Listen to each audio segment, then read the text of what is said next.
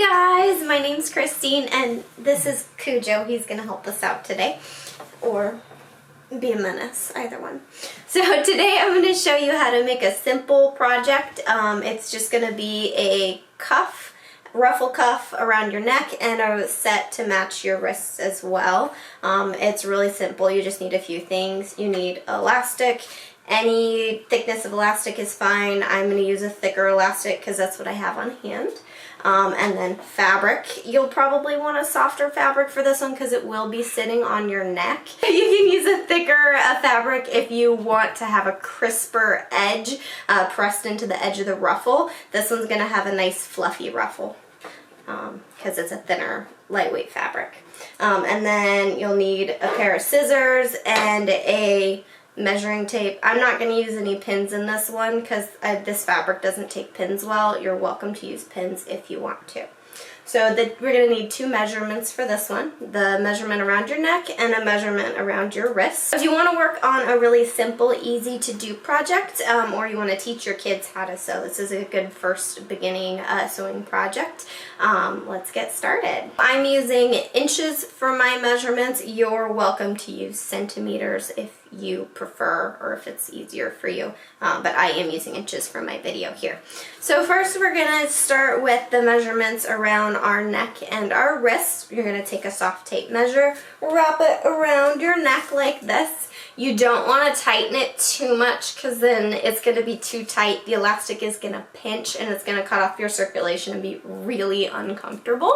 And you don't want it to be too loose and hanging down like this because then you're not going to get a nice flush look. Your ruffles are going to fold down and flop down. They'll probably be really kind of uncomfortable that way too.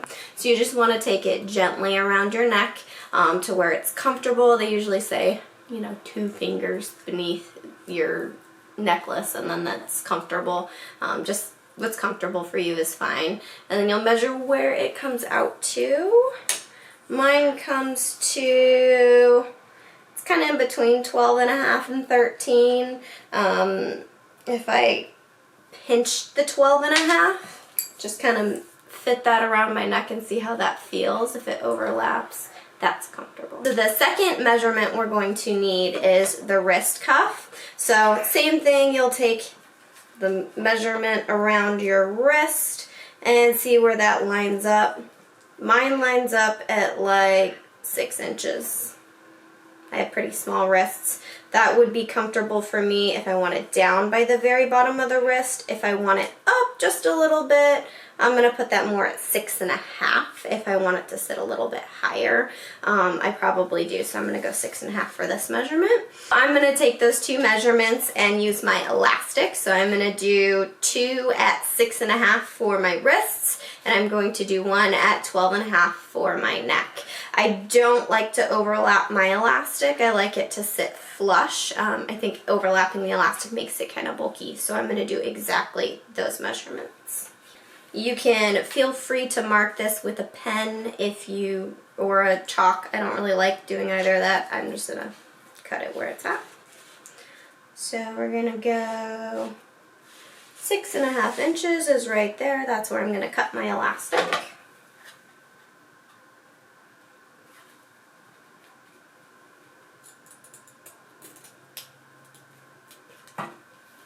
And double check to make sure you measured the right one if you're doing it this way.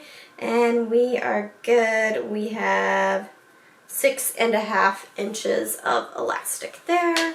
I'm just going to double up this one so that they're the matching sizes for my wrists.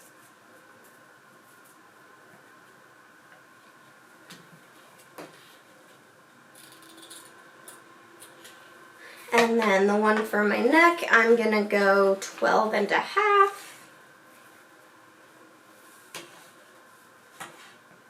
So we've got, we'll do 12.5. We'll do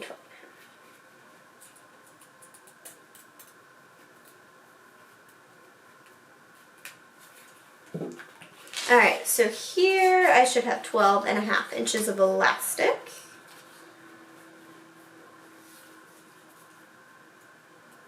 And we have, if we line it up here, 12.5 inches of elastic. And then we're going to take our fabric. If you iron your fabric, it'll be a little bit easier to work with. I'm not going to iron mine today because it's going to be all ruffled up anyway, and the final look it won't show. So it just depends on your preference there. For my project, I want to take about 10 inches this way. It's going to fold over and be about 5 inches after it's sewn together. So 10 inches this way and 10 inches this way. My fabric is 20 inches wide. So we're just going to cut it right down the middle. I'm going to do the neck on this side and the wrists on this side. For this, you actually want to take twice the measurement you took around your neck because you want it to have a nice big fluffy ruffle. If you want even more ruffle, feel free to do 3 times if you have that much fabric on hand. So for the ruffle, my neck measurement was 12.5, so we can do like 26 inches. That'll be about double. That'll work. So I'm going to take my fabric here and measure 26 inches. Well, 25 would be double. That's it about. So if you're using chalk or a pen or pens, this would be like where you write down what you're doing. I'm just gonna cut this. I'm gonna make a mark at the top here for 26 inches, and I usually make a mark like down here at the bottom as well, and then kind of cut between the two. I need a bigger table for this. That would be helpful.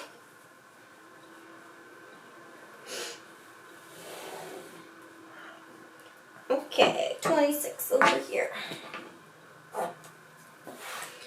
So then, yeah, that looks about right. We're just gonna go vertical, cut the fabric.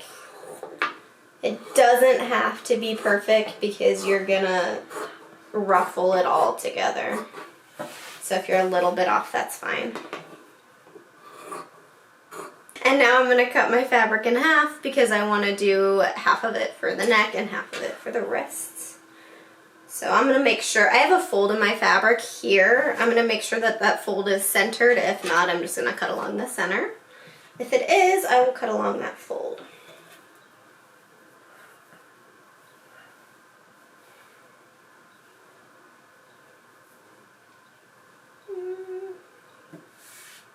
It's not quite, as you can see, if you fold your fabric in half this way, you can just cut along this top here. And that'll be half and half. And by all means, if you want your neck cuff to be a different width than your wrist cuff, go ahead and pick a different measurement.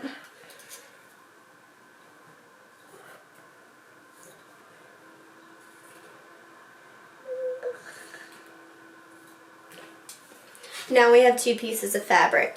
We're going to turn one of these into a wrist cuff, so let's go half and half. We're going to fold it this way and cut along this line here.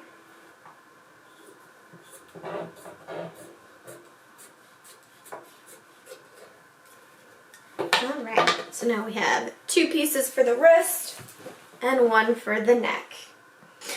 So our next step is we want to sew your 2 pieces together, or your 2 sides together. Make sure your outside of the fabric, the part you want to show, is on the inside. When you fold it, we're going to make a seam here. And we're going to do that on both sets.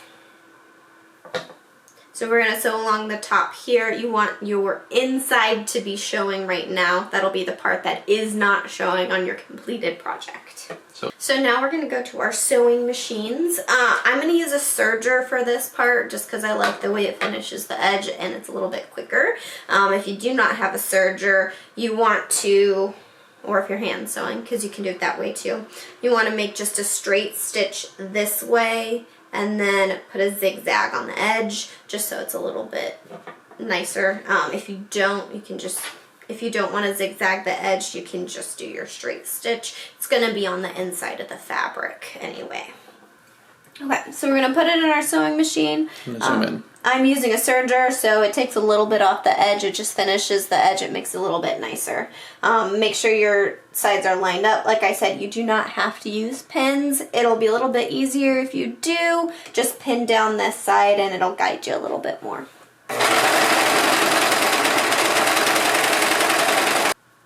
If you have a serger, you want it to kind of look like that. So I just did the 2 wrist ones. I'm going to do the neck one next. You can trim your ends now. That way you don't have too much excess. If you are ironing your project, now is a good time to iron it. So we are going to take it and we're going to flip it inside out. This is why making it bigger is a little bit nicer. And it's easier to flip inside out.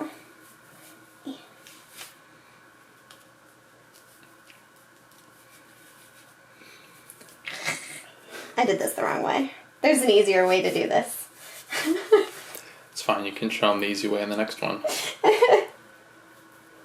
So the easier way to do this, rather than just swallowing your hand in fabric, is to just kind of like a sock, roll it out. This one's a little longer, so you'll just have to pull it through. So I'm going to use my elastic as a guide here. Make sure your sewing machine tension is set before you start sewing, or you're going to end up with a problem like I did in my first take. So we are going to use a regular straight stitch here. This final product will probably look a little bit nicer if you use a zigzag stitch, but it'll take up a little bit more space, and my machine does not do a zigzag stitch well. So we're going to go with the straight stitch. We want to make sure our elastic is in the middle, and we're going to make a seam on either side of the elastic. We are not sewing the elastic to the fabric. You can do a back stitch if you want to. You don't have to, because we are going to finish this edge, but I usually do a back stitch.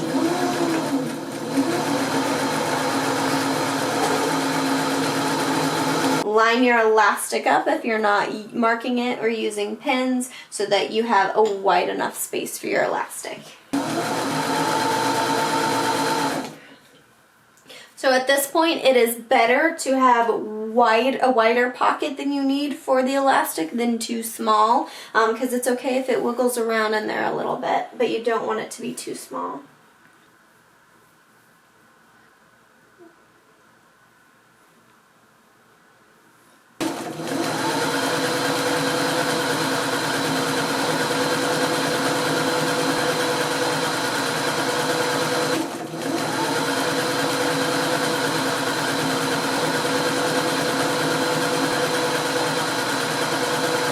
At this point, you can turn your sewing machine off for a second. You're going to have a line on the top, a line on the bottom, and a pocket in the middle where your elastic is going to go. If your lines are not perfect, or if your fabric's puckering, or if this is bigger than this, that's fine, because it's going to be ruffled. It's not going to look perfect either way. If you want, you can trim your ends as well before you put your elastic in. At this point, if you are ironing your fabric, you'll want to iron it flat before you put your elastic in. We're going to thread our elastic in here. If you've ever worked with elastic before, you know it can be a little bit of a pain. So if you put your one side in, you can feel free to pin it so that it doesn't come out the other side. If you measured exactly as I measured, you don't want your elastic on the end, because like I said, I don't like to overlap my elastic. I want about a ½ inch here to finish my seam. So I'm going to pin my elastic in here just so I can hold it there.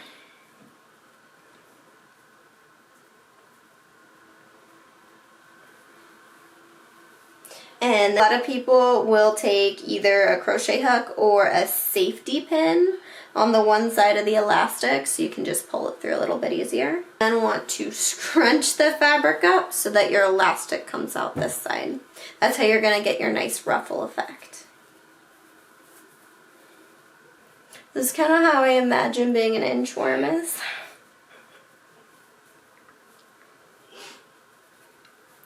Or snail. Being stuffed through a piece of fabric by a YouTuber. That sounds more like a sausage. How do you think sausages are made anyway? Well, you have like the sausage casing, right? Yeah. And then, oh no, they actually pipe it into it. That's right. That's different. I know how sausages are made. We want about a 1/2 inch left so we can finish off our fabric here.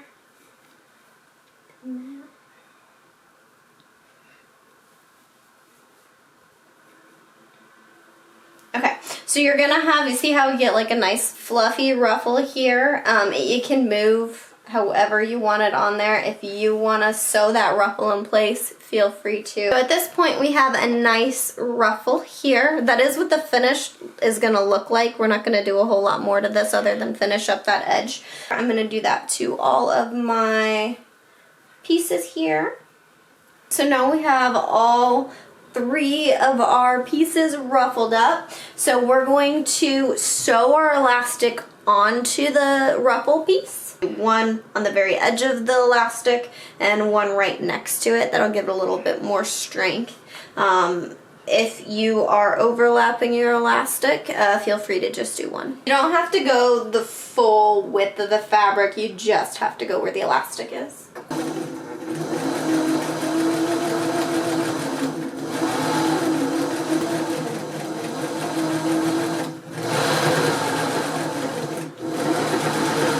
So I'm done with this machine. I'm gonna serge the last seam because it's easier and it looks nicer. If you are using a regular sewing machine, you feel free to keep yours out. We are on our last step of this. We're actually gonna sew this together. So at this point, your whole stretched out piece is going to be all elasticy. Your elastic should be sewn in and it should not be popping out. It should not be loose.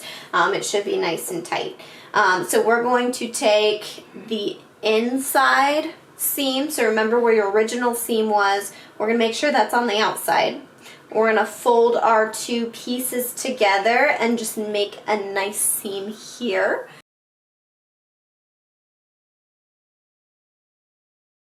So I am going to tie these off and thread them through. I have a really tiny crochet hook here that I like to use for this. That works. It's just a really tiny crochet hook. I like to, it goes through the thread nicely, and it's big enough to catch the end too. So I just make a regular knot here. Try to move it down to the base. I don't want to like have the knot tied out here. I like to move it down towards the base. So I'm going to take my crochet hook and I'm going to thread it through my seam here. And then I'm going to take my end and pull it through.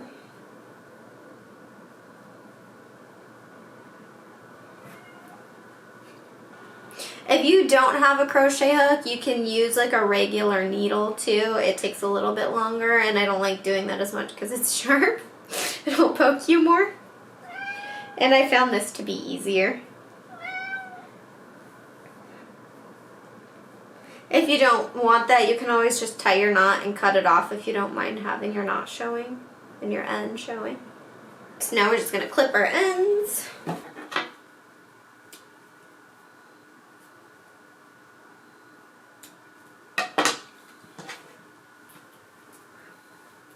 Okay, so now we're going to turn all of these inside out and they are finished.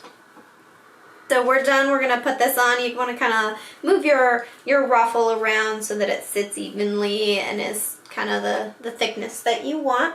Since I used a really like nice thin fabric and I didn't iron it, it has a nice puffy edge on it. If you had used a thicker fabric, it would have had a more creased edge there. If you use more than twice your measurement, you're going to have a lot of extra ruffle. If you use something like tulle, that would probably work really well to do like 4 or 5 times. I'm going to put this on to show you what it looks like. So we have our nice ruffle here, or our elastic here, so it will should go over my head.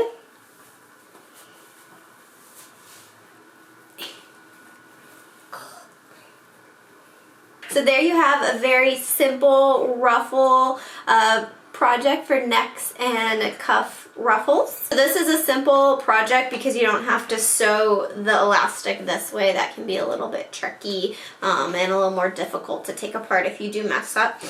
So I like to do it this way just because I think it's a little bit simpler. And then I actually really like the way these turned out. They turned out better than I thought they would. So thank you for watching if you watched the whole thing. If you want to try it at home, let me know in the comments how it turned out. And then like and subscribe this video if you enjoyed it. Bye! Bye! That was a little squeaky. Bye!